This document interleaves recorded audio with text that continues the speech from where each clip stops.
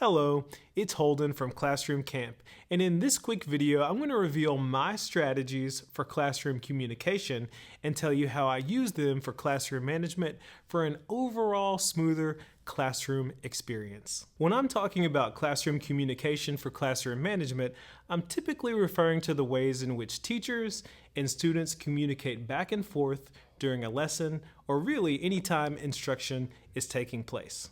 Make sure you watch this video all the way to the end because I'm going to reveal my #1 strategy that will help you in stressful situations when you have a lot of students with a lot of questions.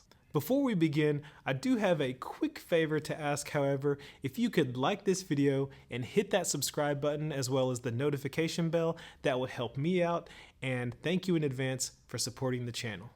Now, I use hand signals, and the most important signal is to get students' attention, which I just raise my hand like this. I actually covered this in a different video, and I'll post a link to that down in the description so you can check that out. That's how I get students' attention, but what if students need to communicate their needs to me? That is where hand signals for students come in. As you can see in the background, I have several hand signals for students to use displayed on my classroom wall. Teaching these hand signals to students makes it so much easier to address the individual needs of students throughout the day.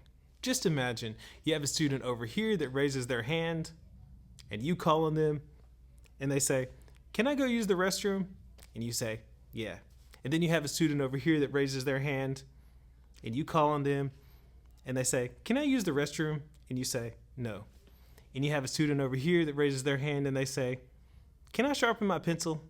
And you say, "Yes." It gets tedious after a while.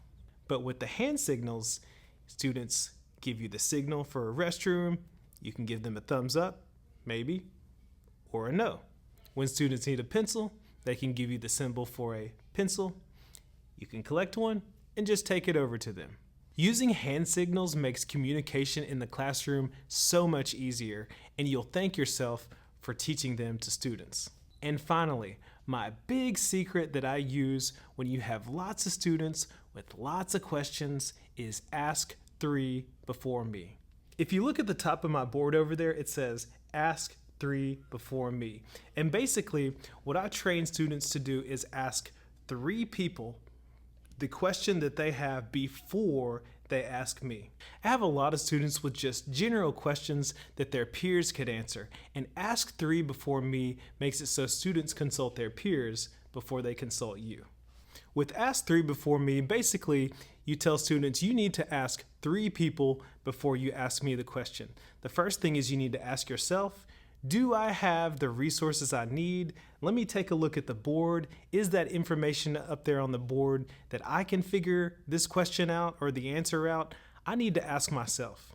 The second person that I need to ask is a peer. Let me just turn to the person next to me and see if they have the answer. And then finally, if they don't have the answer, let me ask another peer and see if they have the answer.